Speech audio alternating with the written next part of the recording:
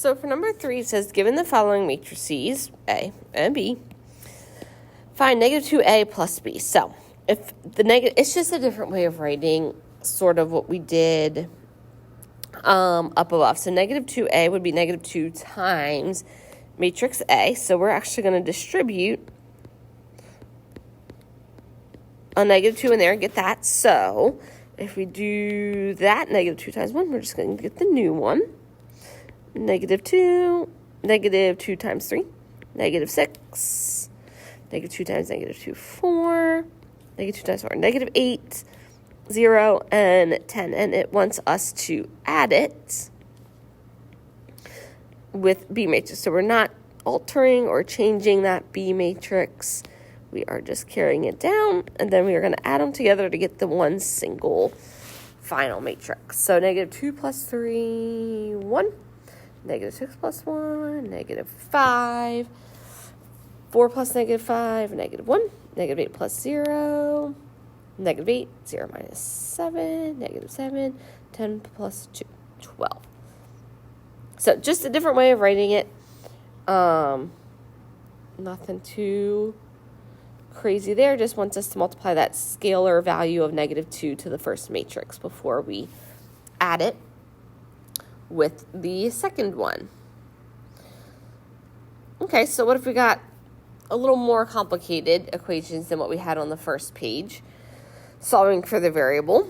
We've got 3x plus the matrix negative 2, 1, 3, 0 equals 2 times the matrix negative 1, negative 4, 0, 6. So let's just simplify it and clean it up. Like, I know that I'm going to distribute the 2 in there, so let's get what that is. So that would be negative 2, negative 8, 0, and 12. And then we still have 3x plus that matrix on the other side. Okay, so you can add and subtract matrices. You guys know how to do that. So what we would actually do first is minus this matrix on the left-hand side to try to attempt to get that x variable by itself. So we need to subtract that entire matrix on both sides. So over here, it will be gone. Leaves you with 3x equals.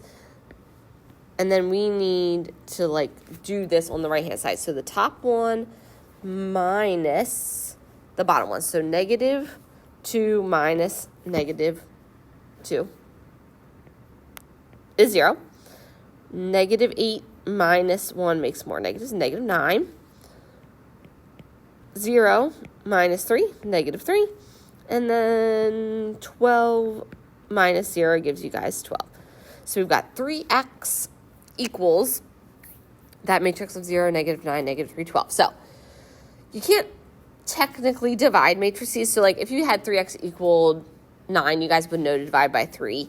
So what we're technically going to do is multiply by a third. But really, guys, multiplying by a third is dividing by 3. So that will leave you with x, and x will actually be an entire matrix this time. So multiplying all these numbers in here by a third is really just dividing by 3. So 0 times a third, 0. Negative 9 times a third, negative 3. Negative 3 times a third, negative 1. 12 times a third, 4. So your matrix is actually your final answer for your variable here.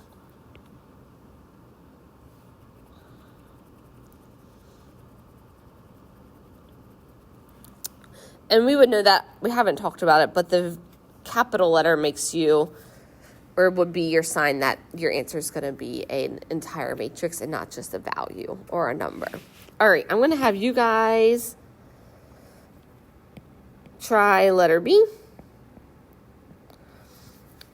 And it's more similar to the stuff on the first page. So I would combine your matrices, because order of operations, you do your parentheses first.